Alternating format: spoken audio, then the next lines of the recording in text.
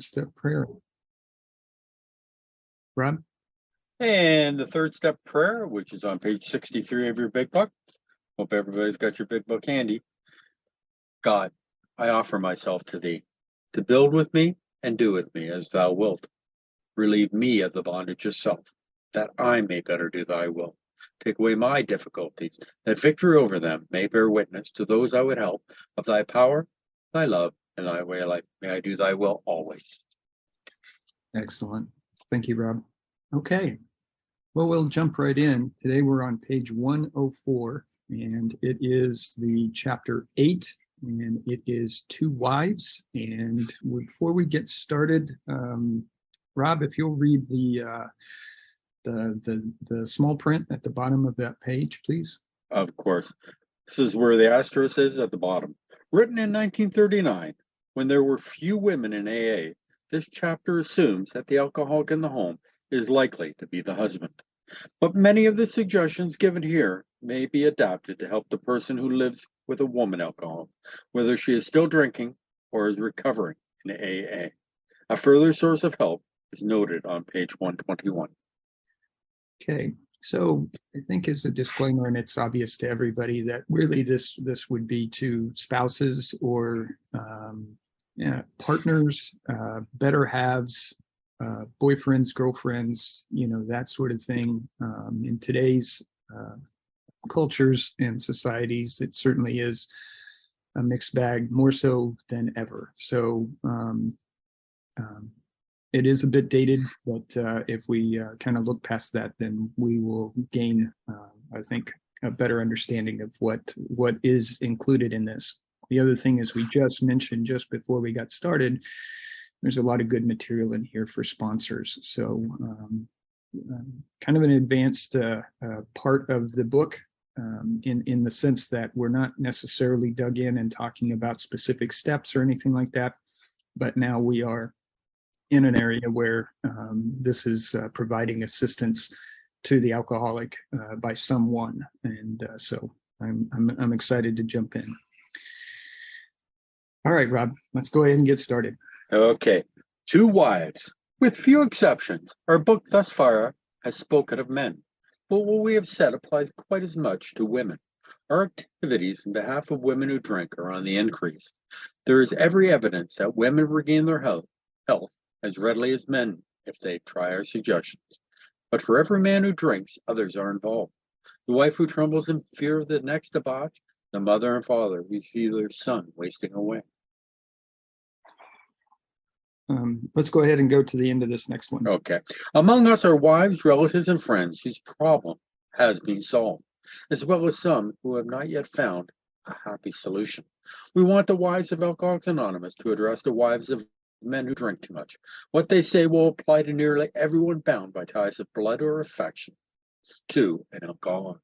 Yeah, and that's that last statement of ties of blood or affection. So it could be anybody that's close to an alcoholic, and that's kind of what we wanted to explain here. And they kind of do that here in the first 2 or 3 paragraphs and stuff. So with that, we just kind of have the disclaimer again that this is really not just to wives; it's to other partners, boyfriends, girlfriends, spouses, etc. And so. With that, we'll go ahead and jump in. Okay. Yeah, I just wanted to say a couple of things.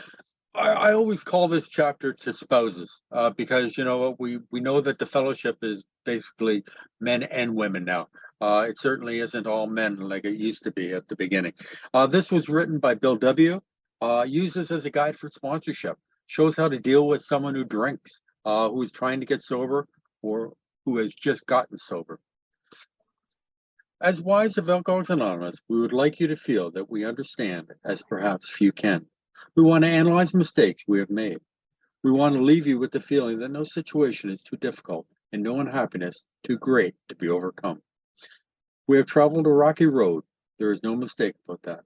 We have had long rendezvous with hurt, pride, frustration, self-pity, misunderstanding, and fear. These are not pleasant companions. We have been driven to maudlin sympathy, to bitter resentment. Some of us veer from extreme to extreme, ever hoping that one day our loved ones would be themselves once more. Yeah, this is a very frustrating place to be. It is the endurance of trying to be a part of somebody's life that is like a bull in a china cabinet, and just trying to pick up the broken pieces, put them back together, all to have them broken again is a very disheartening and frustrating place to be. There's the flood of emotions that run the gamut from, happiness and encouragement because somebody shows some element of recovery, and hopefully they're on the right track, and you're ever hopeful. But at the same time, when they fall off the deep end and they go into another debacle and or spree, then you're disheartened. Your heart is broken, and that anger and frustration and just feeling like there's the kind of defeated is really hard to work with. So this is a very frustrating it's a struggle. It's a struggle. Rob? Yeah. Our loyalty and the desire that our husbands hold up their heads and be like other men have begotten all sorts of predicaments. We have been unselfish and self-sacrificing. We have told innumerable lies to protect our pride and our husbands' reputations. We have prayed. We have begged. We have been patient. We have struck out viciously. We have run away. We have been hysterical. We have been terror-stricken. We have sought sympathy. We have had retaliatory love affairs with other men. Yeah, again, it's they're describing just this pain and the suffering that is caused by an alcoholic that you have to endure. It's a really tough place to be, and I guess that sticking with this person, this alcoholic, is a very admirable place to be, and it's one that is repeated time and time again, day after day after day. Even today, there's in my life, I'm surprised that there are people that I have hurt and caused some level of frustration that I'm ever appreciative of the fact that they're still in my life and still a part of what I'm trying to accomplish here with my recovery. Rob? Yeah, it's what we have put our family through is just graceful, to be honest with you. And that's one of the resentments and one of the amends that we have to make is to talk to my loving wife, who put up with an awful lot from this guy, and thank God for that. We have struck out viciously. We have run away. We have been hysterical. These are things that our partners, and let's get this straight. Our partners have had to do. They've had retaliatory love affairs with other people. They forgive us. We have to forgive those. We talked about that in the chapter beforehand. Our homes have been battlegrounds, many an evening. In the morning, we have kissed and made up. Our friends have counseled chucking the men. We have done so with finality, only to be back in a little while hoping, always hoping. Our men have sworn great solemn oaths that they were through drinking forever. We have believed them when no one else could or would. Then in days, weeks, or months, a fresh outburst. Yeah, isn't it something, the repetitiveness of this struggle that the alcoholic is going through in an effort to try and stop drinking, and at the same time the spouses or other people in their lives that are ever hopeful, as they say, just grasping at anything to make things better. This direness of this situation is really a hard thing for everyone. And again, I just say that from the standpoint of the person that's sticking with the alcoholic, God bless you, that you're gonna try and stick it out. Rob? Yeah, when they say here, our men have sworn great solemn oaths. Remember in Bill's story, he wrote in the family Bible that he was through with drinking. But fear sobered him up for a short period of time, and self-knowledge kept them sober for a short period of time. You know, we are beyond human aid. You know, the promise of step one is relapse. You know, nothing changes. You know, yeah, we are powerless over alcohol. Our lives have become unmanageable, but nothing has changed. Okay, so the promise of step one is relapse. We seldom had friends to our homes, never knowing how or when the men of our house would appear. We could make few social engagements. We came to live almost alone. When we were invited out, our husbands sneaked so many drinks that they spoiled the occasion. If, on the other hand, they took nothing, their self-pity made them killjoys. Boy, does that describe a lot of people, especially me. I was a hider and a liar, and the fact is, I would sneak drinks like there's nobody's business and try and make it look like the one drink in front of me that I would just somehow sip and make it look like that's the only thing. But it was amazing at how many times I had to get up from the table or from the group to go into another room, seemingly needing to do something, all to go in and just find myself drinking as much as I could drink in a period of time. It was just amazing. So this one really describes me to a T. The isolation is evident as well. You struggle with this because obviously you don't want any embarrassing situations to arise, and it just causes you to withdraw from friends and family. They in turn are bewildered by the fact that there's, you're no longer coming around. There's frustration with that. There's added anger that kind of gets included in that, and it just kind of compounds itself. So it's a vicious place to be in this regard, in one that purely sits squarely on the alcoholic. Rob? Yeah, it's funny, people say, he's only had a couple of drinks. How come he's so drunk? Oh, there goes Leo to the other room. Yep. Where's he going? He's going to have a few more drinks. Yeah, he thinks nobody knows. Everybody knows. We're the only ones that, that's why I laugh when, things like that are said, because we all did the same thing, and we think nobody knows. But do we come back stinking and reeking of alcohol? They know, But if we go to these parties and we don't have anything to drink, then, we sit there with a big mope on our face because we're unhappy. We're not being able to drink the way we want to. Their self-pity made them killjoys. They don't have a solution to their problem. There was never financial security. Positions were always in jeopardy or gone. An armored car could not have brought the pay envelopes home. The checking account melted like snow in June. Sometimes there were other women. How heartbreaking was this discovery? How cruel to be told they understood our men as we did not.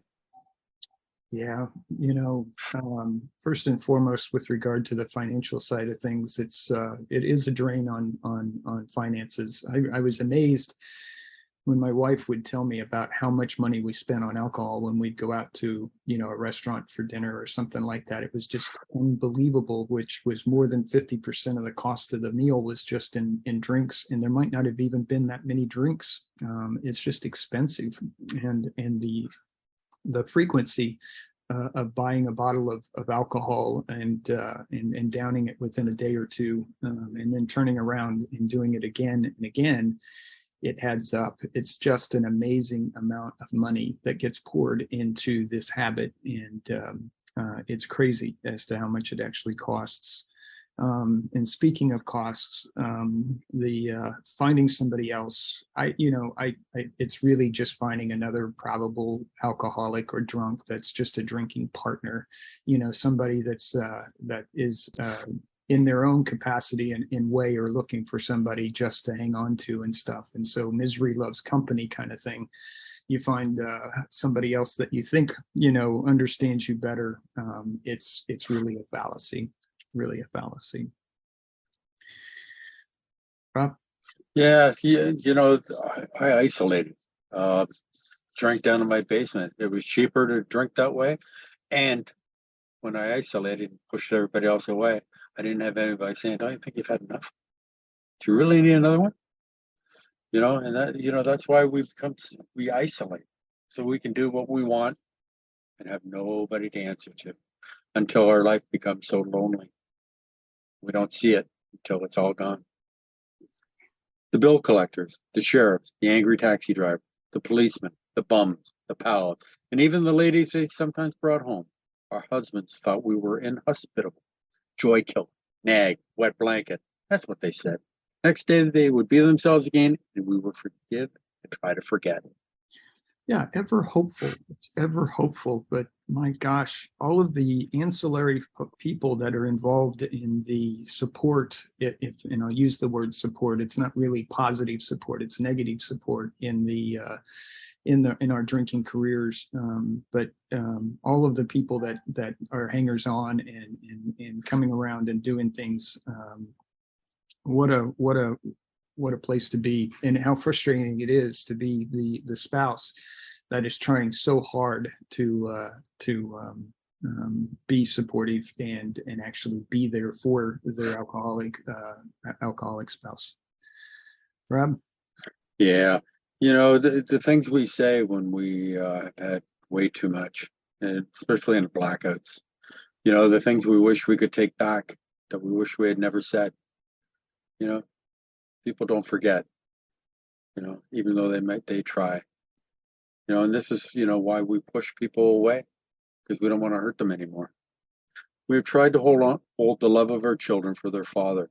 We have told small tots that father was sick, which was much nearer the truth than we realized.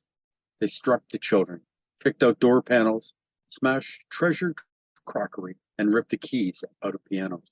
In the midst of such pandemonium, they may have rushed out threatening to live with the other woman forever.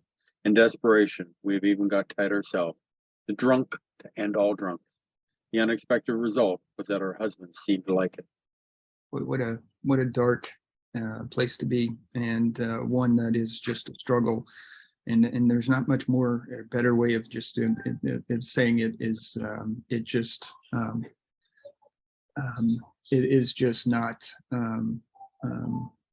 it is just not a good place to be. Not a good place to be.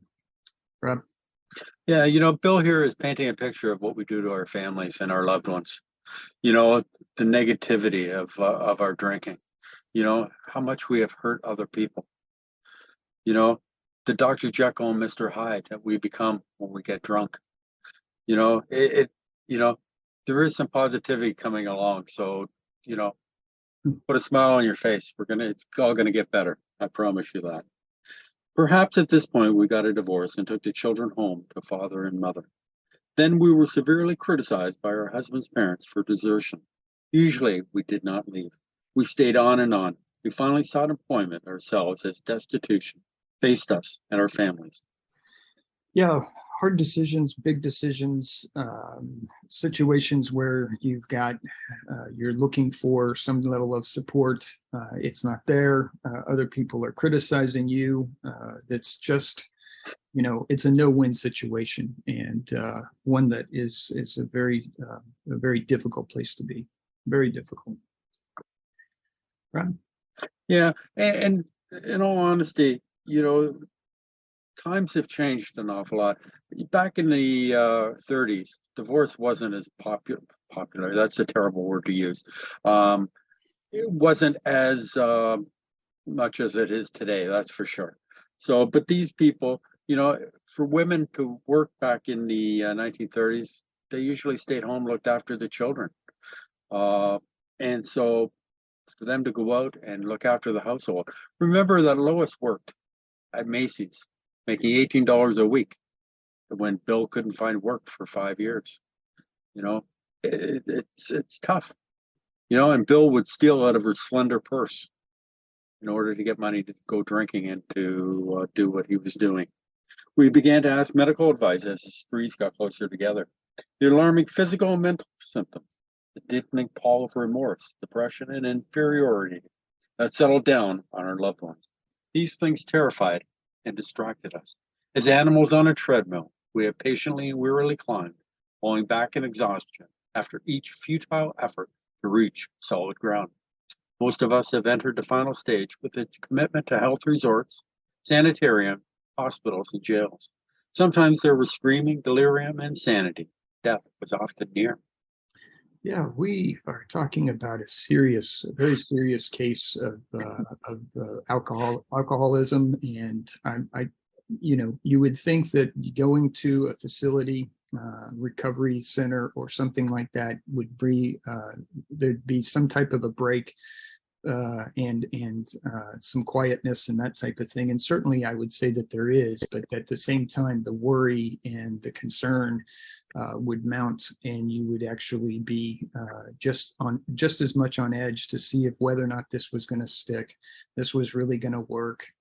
Just the questions that would rise out of this.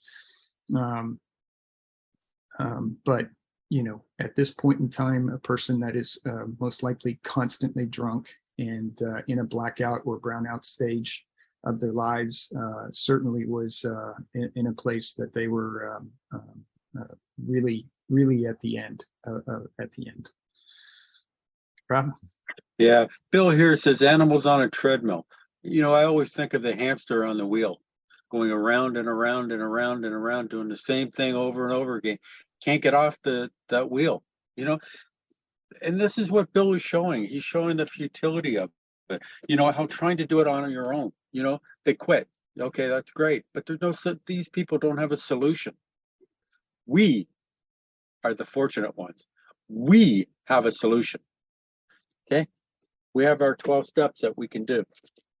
It's our job to carry this message. Remember, step 12, carry this message of their alcohol. We can help where other people can't. And it's so important. Okay. We go into the fellowship and we see people that come in here struggling. They can't seem to do it. Remember, Bill went to treatment 3 times. He was the founder of this. It wasn't until he met with Ebby and realized, he said he's missing higher power. He tried to run life on his own steam and it wasn't working. He tried to quit on his own and he failed time after time. Going to treatment 3 times. Remember that. Treatment centers are great. You know, they'll dry us out. Okay, but they don't always give us the necessary tools in order to quit drinking forever. We are beyond human aid if you are the type of alcoholic that these people are. Under these conditions, we naturally made mistakes. Some of them rose out of ignorance of alcoholism. Sometimes we sensed dimly that we were dealing with sick men. We had fully understood the nature of the alcoholic illness. He might have behaved differently. Yeah, we're getting into that area where, you know, part of the frustration is it's just not knowing what is the right thing to do. What is the program? What is the process? What are the steps? Just that ignorance there. It's not anybody's fault. It's just that people just don't know. And especially those that are the non-alcoholics, because how many times do you go to a meeting and let's call it a good meeting where they actually are focused on the big book and that type of thing, that you have spouses or better halves or boyfriends, girlfriends, etc., that are accompanying these people. And then how many people that do get the message, how many times do they actually come home and try and explain it to their spouse? You know, the numbers are probably relatively small. Not that they don't finally get it. I know that my wife, for example, in my open meetings, will actually sit down and listen sometimes just so that she can be in some level of support.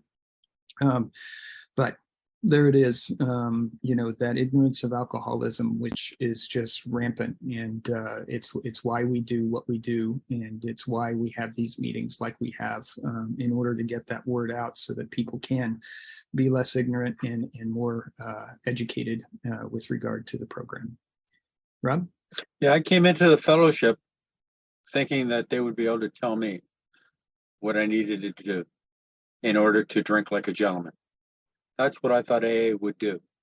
Well, it took quite a while for them to teach me about the allergy that I was suffering from, the phenomenon of craving, that once I take any alcohol in my system whatsoever, I can't control the amounts, and that I had a malady of the mind where I could not stop myself from taking that first drink. You know, I didn't know what I was suffering from. I thought that if, you know, you told me that, you know, to do 5 push-ups at 6 o'clock in the morning, and I would not want to drink for the rest of the day, that's what I would have done. You know, if I was to run around the block, whatever you told me, I didn't realize that I was suffering from an illness that I could not control. How could men who love their wives and children be so unthinking, so callous, so cruel? There could be no love in such persons, we thought.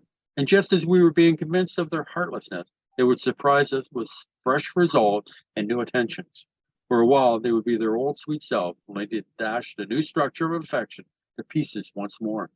Asked why they commenced to drink again, they would reply with some silly excuse or none. It was so baffling, so heartbreaking. Could we have been so mistaken in these men we married? When drinking, they were strangers. Sometimes they were so inaccessible that it seemed as though a great wall had been built up around them. I certainly built walls around me. I certainly did isolate myself from other people, and especially those that I was closest to. If I didn't, I lashed out at them and caused even more hurt and harm. But yes, what is this? The question of whether or not you married the right person, and that futility in being able to reach out and actually help somebody, and not being able to do that is a very difficult place to be. And one that I would tell you that more and more happens with those really well, just really strong alcoholics, and I say strong in the negative sense. The callousness, the cruelty, the things that alcoholics say to their loved ones and do. Rob? Yeah, it is baffling why we keep doing these things.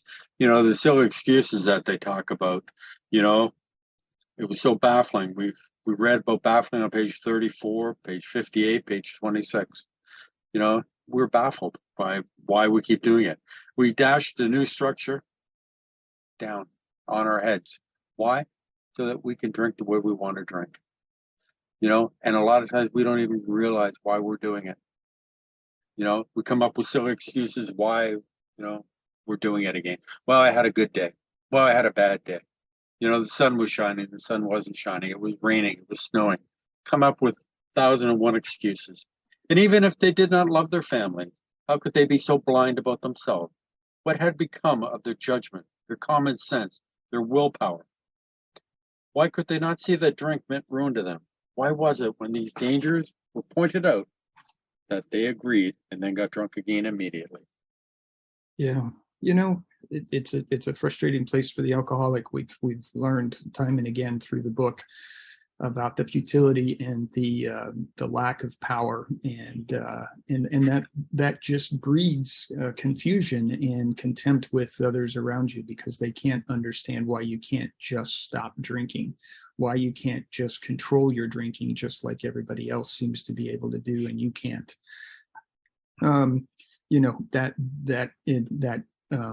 That frustration and lack of understanding really does generate a lot of anger and dislike, and even some level of hate, just from the standpoint that you're totally frustrated as this other person, that you're just looking at this alcoholic and wondering why they are being so destructive with not only their lives, but with everybody else's around them. Don't they care? Don't they love, us? Don't they understand? And that's a very, very frustrating place to be. Rob? Boy, this is a depressing chapter so far, isn't it? They're talking about the alcoholic insanity. What had become of their judgment, their common sense, their willpower? Why could they not see that drink meant ruin to them? Why was it when these dangers were pointed out that they agreed, and then they got drunk again immediately? It's the mental part of it, and this is what, they're hammering home. These are some of the questions trace through the mind of every woman who has had an alcoholic husband. We hope this book has answered some of them. Perhaps your husband has been living in that strange world of alcoholism where everything is distorted and exaggerated. You can see that he really does love you with his better self. Of course, there is such a thing as incompatibility. But in nearly every instance, the alcoholic only seems to be unloving and inconsiderate. It is usually because he is warped and sickened that he says and does the appalling things. Today, most of our men are better husbands and fathers than ever before. it's just a continuation of what we've been talking about. It's just one debacle after another, one hateful comment or statement or argument, one one more broken glass, one more frustrating situation that you just have little or no control over, and you just don't understand. It's just a frustrating place to be. Rob? Yeah, I love this promise right here. Today, most of our men are better husbands and fathers than ever before. Why are they better fathers than before? Because instead of being selfish and self-centered, they're thinking about other people, putting the interests of other people before themselves. What can I do for you today instead of what can I get from you today? What do you need from me today? What can I do? So a whole different way, 180-degree shift in thinking. And it is such an incredible way to live. Try not to condemn your alcoholic husband, no matter what he says or does. He is just another very sick, unreasonable person. Treat him when you can as though he has pneumonia. When he angers you, remember that he is very ill. Yeah, it's a very hot talk. It's easier said than done. I would just say that you've got somebody that's lashing out at you, that's not saying anything that's nice to you. They're isolating themselves. They're frustrating. It's just a bad place, and yet here's the book trying to tell you to turn the other cheek and to do your best to just say nice things and treat them with kindness and care. It certainly is. It takes a strong person to be able to do that. I'll admit, but it is something that I think over an extended period of time does actually have some benefit to it. So, absolutely. Rob? There is an important exception to the foregoing. We realize that some men are thoroughly bad intentioned, that no amount of patience will make any difference. An alcoholic of this temperament may be quick to use a chapter of the club over your head. Don't let him get away with it. If you are positive he is one of this type, you may feel you had better leave. Is it right to let him ruin your life and the lives of your children? Especially when he has before him a way to stop his drinking and abuse if he really wants to pay the price. Nobody has the right to ruin somebody else's life, no matter what. So the answer to that question is an absolute no. There is a solution. There's several solutions out there. I'll just put a plug in here. Not so much that I'm trying to sway people away from AA, but AA isn't necessarily the only way to recover. But it is a good way to recover. In fact, in my case, it's a great way to recover. It worked for me, and I'm sure it worked for everybody that's in this room today. Don't let him get away with the bad. Everybody is still responsible for their own actions, so there is some level of responsibility to this alcoholism, and again, there is a way, there is a solution, and no, absolutely not. This person doesn't have the right to be abusive and or negative with people around them. Rob? Okay, the problem with which you struggle usually falls within one of four categories. 1, your husband may be only a heavy drinker. His drinking may be constant, or it may be heavy only on certain occasions. Perhaps he spends too much money for liquor. He may be slowing out mentally and physically, but he does not see it. Sometimes he is a source of embarrassment to you and his friends. He is positive he can handle his liquor, that it does him no harm, that drinking is necessary in his business. He would probably be insulted if he were called an alcoholic. This world is full of people like him. Some will moderate or stop altogether, and some will not. Of those who keep on, a good number will become true alcoholics after a while. Yeah, we've talked about the hard drinker and or heavy drinker in the past here, and certainly there is the elements of what people would be construed as saying, okay, this person's an alcoholic, when in fact, if they really put their mind to it, they can moderate and or stop altogether. I can remember in my past being in a capacity to do that. I had a certain amount of willpower that I could actually slow or moderate and or stop my drinking for a period of time. I point to my military career in times when we weren't allowed to drink, and I could easily function for the period of time that we weren't allowed to drink and not drink and actually get the job done. It was just something I was able to do. And I feel like at that point in time, I was really kind of a heavy drinker, because when we did drink, we drank pretty hard and quite a bit. But I was surrounded by other men and women that also drank like me. So we were kind of birds of a feather in that regard. But you know, and I could tell that I felt, you know, terrible the next day, you know, the hangovers, the et cetera, and the taking a break from alcohol and stuff like that. So yeah, I think that this person, you know, somebody might look at him and say, well, I think you're an alcoholic. You know, maybe you are, maybe you aren't. But in this case, with the heavy drinker, this particular category is still a destructive place to be. It's still harmful. It still hurts.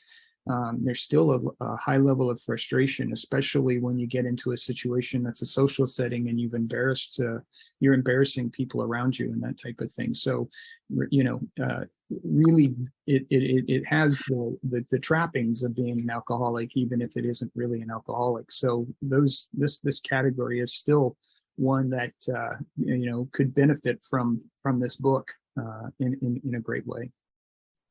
Rob? Yeah. You know, people that can moderate their drinking, we can see pages 20 and 21 where they talk about the different drinkers that, you know, a heavy drinker can stop if given sufficient reason, change of environment, a new partner, new job, you know, all the best to them, you know. Two.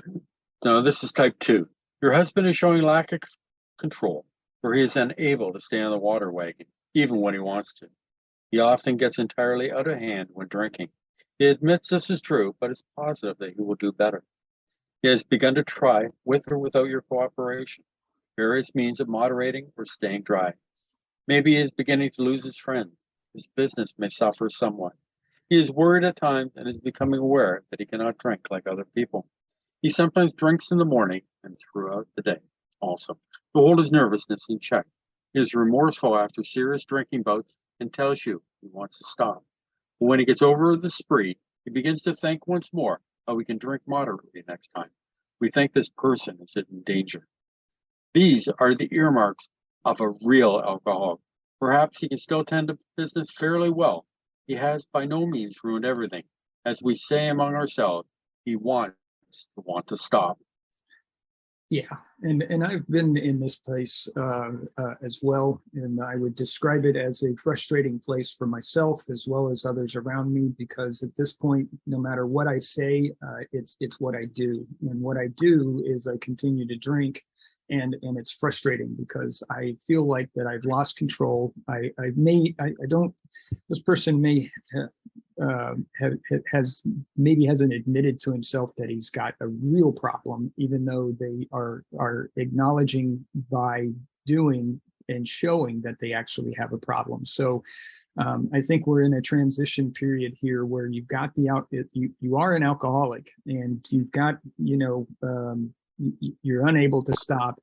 You want to stop, but at the same time, your voice in your head is still convincing you that somehow, some way, you're going to be able to control your drinking and drink like other people, and you continue to try, all to fail time and time again.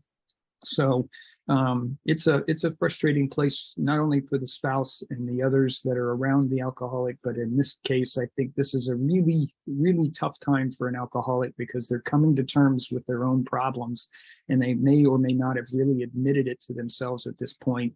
And I know for me, when I was in this phase, and I'll call it a phase, or the type of alcoholic, I knew in my heart that I had a problem, but in my mind, I would not admit it to myself or anyone else, even though I was clearly in the category of being an alcoholic.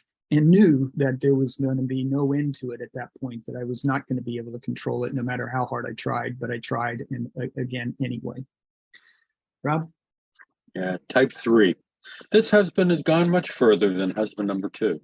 Though once like number 2, he became worse. His friends have slipped away, his home is a near wreck, and he cannot hold a position. Maybe the doctor has been called in, and the weary round of sanitariums and hospitals has begun. He admits he cannot drink like other people, but does not see why. He clings to the notion that he will yet find a way to do so. He may have come to the point where he desperately wants to stop, but cannot. His case presents additional questions, which we shall try to answer for you. You can be quite hopeful of a situation like this.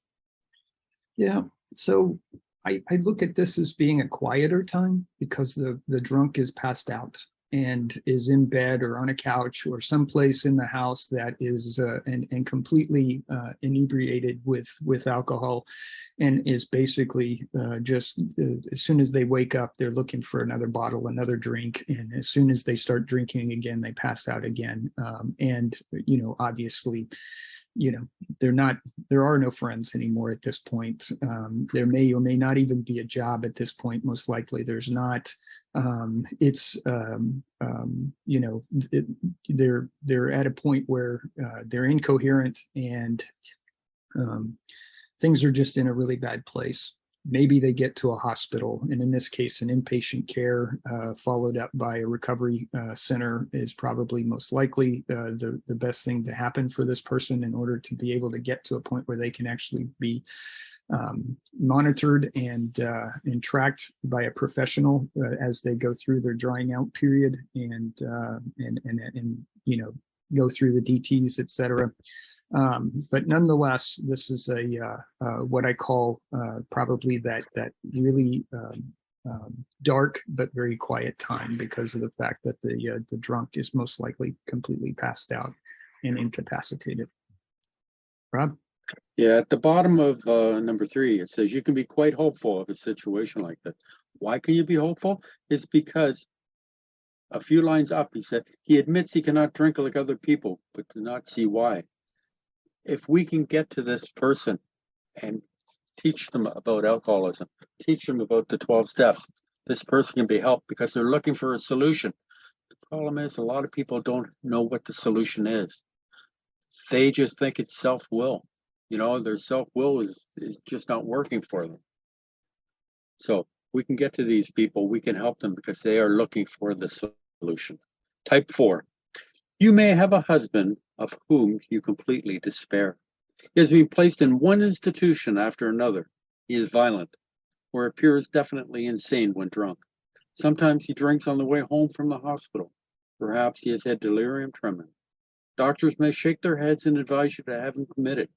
Maybe you have already been obliged to put him away. This picture may not be as dark as it looks.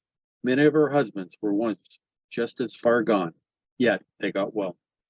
Yeah, there's always hope when the person is alive. And I guess I'll put it that way. I'm going to go ahead and say this, that they don't have a type 5. The type 5 is a person that's dead. They didn't make it. They the alcohol got them, and they died of alcoholism. And that happens more often than we care to admit. But let's go back to type 4. Obviously this person is getting medical care in some manner or fashion. There's nothing left but to have them in some type of a hospital setting, hopefully. And there is always going to be that hope, because you're sticking by them at this point, that they are going to find help, and then they're going to find that solution. So pretty desperate place. But again, this is one where they've gone past the fact that they're no longer passed out in their bed or on a couch, but they're in a hospital and getting the proper care and medication and treatments that are available today. And hopefully they are at that point where they're willing to look at any solution, whatever.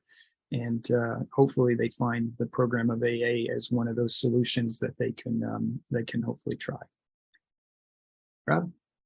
Yeah, this when they talk about this type number 4, it reminds me of Bill Billy Dodson, who was AA number 3, who when Bill and Dr. Bob called up the hospital, they said, "Do you have any alcoholics in there?" And they said, "Yeah, we got a real corker. He's just beat up 2 nurses, but he's a real nice guy when he's not drinking." So we can get recovered.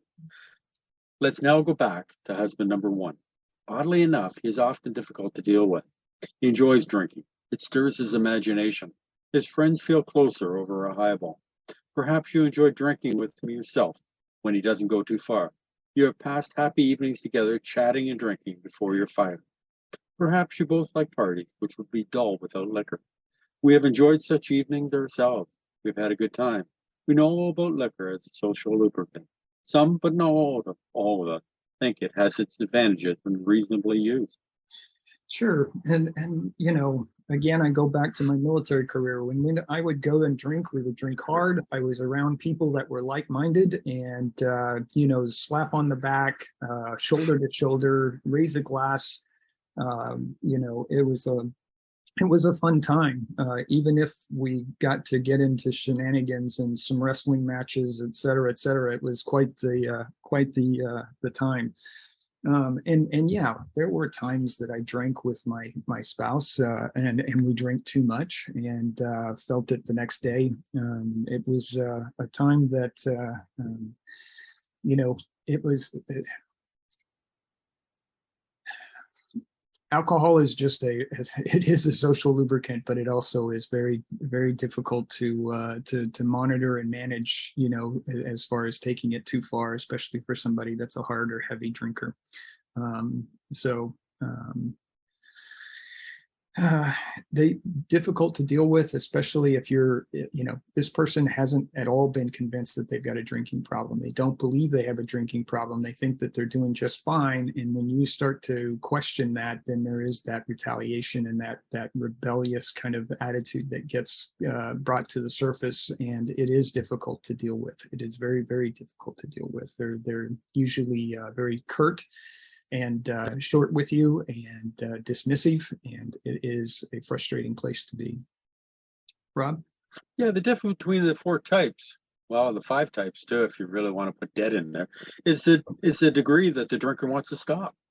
The heavy drinker is still enjoying it, thinks that it has its advantages. Number 2, lack of control. He's starting to drink in the morning. Number 3, wants to stop, but finds he cannot. And then number 4, he's got medical problems. And as we said, type 5 is dead. So, but it's the degree to which they want to stop. The moderate drinker, how many times at the beginning of I like how Leo says drinking career. Like he got paid for it. He was in the military. He had a military career and a drinking career. He had 2 jobs at once. Yeah. But they do in the book, they talk about the drinking career. So, it's funny how much emphasis we put on it. And at the beginning, drinking was fun. I used to play a lot of hockey, and there was nothing better than to sit around with the guys after a game and have a couple of beer and hear war stories or stories about, how great we were when we were younger. But the problem is, I developed an allergy to alcohol. When? I don't know. But I just could not control the amounts. I would be the last one there and saying, "Why is everybody leaving?" Everybody else could drink responsibly. They knew when they had enough. I just got to the point where I didn't. I just wanted more and more and more. So then, people are leaving. I become the lone wolf sitting at the bar, whether we played at 2 p.m, 7 o'clock in the morning, or whether we played at 10 o'clock at night. I'd be the last one in the bar. The first principle of success is that you should never be angry. Even though your husband becomes unbearable and you have to leave him temporarily, you should, if you can, go without rancor. Patience and good temper are most necessary. Yeah, again, I go back to that easier said than done. It is very frustrating to be around somebody that's drinking as they are, hard drinking and a heavy drinker. And, you're now no longer enjoying the company of your spouse as they drink more and more and more. You know, never be angry. It's just the human condition, and the struggle that we have with regard to human emotions and stuff is really, really tough. So I would just say that this is somebody that has a good demeanor, that they understand things a little bit better, and hopefully they can just realize that this person is sick and treat them as such, and not be angry. Rob? Yeah, and remember, we said at the beginning, when we talked about two wives, that this is good for sponsors, the sponsees, to remember.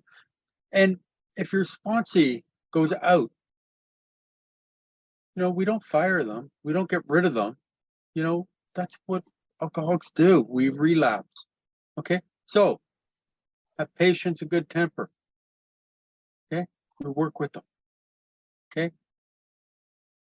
And we keep working with them. Remember the story in the book, you know, the guy went out 6 times, and each time he went back to the hospital, they worked with him until he understood and got to step 1. Our next thought is that you should never tell him what he must do about his drinking. If he gets the idea that you are a nagger or killjoy, your chance of accomplishing anything useful may be 0.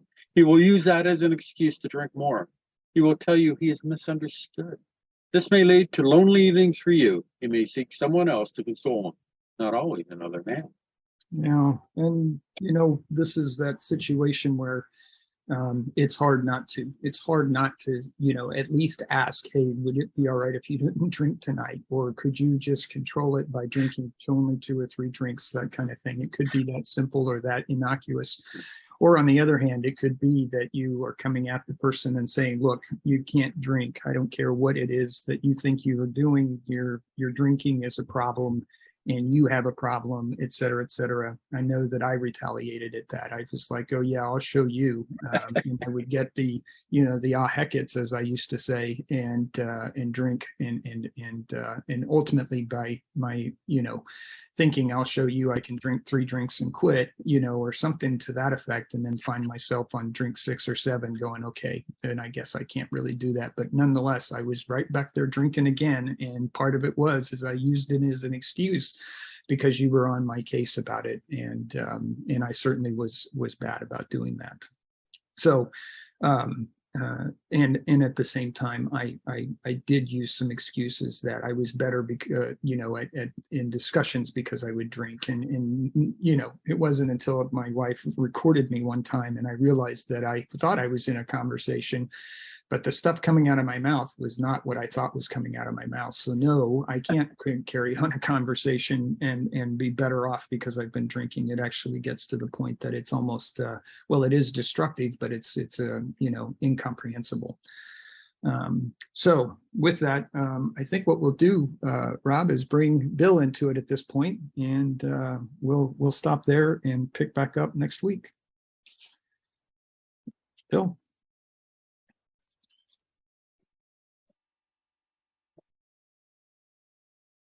Hi, this is Bill, alcoholic from New Jersey. Hey, Bill. Thanks a lot, Leo and Rob. Good job here today. Yeah, this chapter here, 2 wives. A lot of people don't like this chapter. They get a little bit upset with it. But this is 2 wives, not from wives. And you have to remember, Bill wrote this.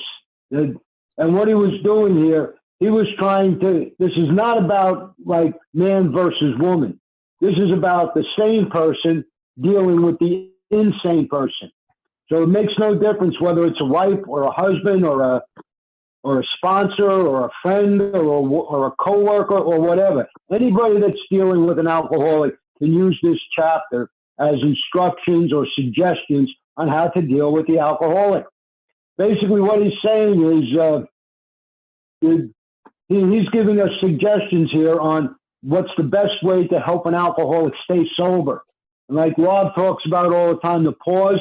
That's basically what he's saying in here. Pause. Don't bust their chops.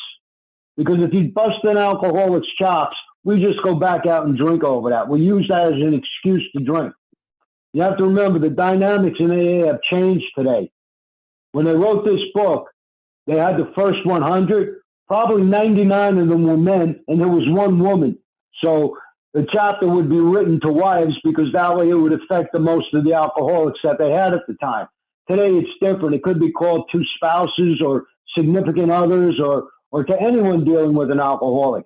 And basically that's really what this is about. And Bill's just trying to give some suggestions on how to deal with an alcoholic. Remember, the main purpose of this book is to help the alcoholic stay sober. So a lot of times he's telling the spouse to, sometimes you got to put up with it, sometimes you got to ignore it, sometimes you got to treat the alcoholic with kid gloves. This is most likely from Bill's own personal experience. Whenever him and his wife got into a fight over him drinking, you know what we do. Oh yeah, you're telling me I can't drink? I'll show you. Watch this. We just run back out and do it. So he's just trying to give some instructions here on how to help an alcoholic stay sober, because that's really what this book is about. And some people get all emotional and bent out of shape. They don't like this chapter because they think it's like male chauvinistic or whatever. I don't believe that's how he wrote it. Like Leo pointed out on the first page, on page 104, the last sentence in the third paragraph. What we say will apply nearly to everyone bound by ties of blood or affection to an alcoholic. In other words, anybody that's dealing with an alcoholic can use this chapter. That's a very good thing. And also in that paragraph, it says, we want the wives of Alcoholics Anonymous to address the wives of men who drink too much. That's AA's fix for everything. Whatever your problem is, whichever side of the fence you're on, you try to help somebody else get through what you went through, and that helps you get better. That makes you more spiritual. That's basically what he's saying in here. And he's giving a little bit of an instruction here on how to practice these principles in all our affairs, because that's really what these last chapters are about. They're about the last part of step 12, practicing these principles in all our affairs. In other words, we're supposed to have love and tolerance for others. Even if the alcoholic is getting drunk and busting your chops, you're still supposed to have love and tolerance for them. You're not supposed to hate their guts and fight with them, because if you do, that doesn't work. I mean, all of us know, anytime anybody fought with us about our drinking, that did nothing to stop us. Okay, that's basically all I got. Thanks a lot for letting me share. Thanks so much, Bill. Yep. All right, Rob, let's close out with the Serenity Prayer. You got it. God, grant me the serenity to accept the things I cannot change, courage to change the things I can, and wisdom to know the difference.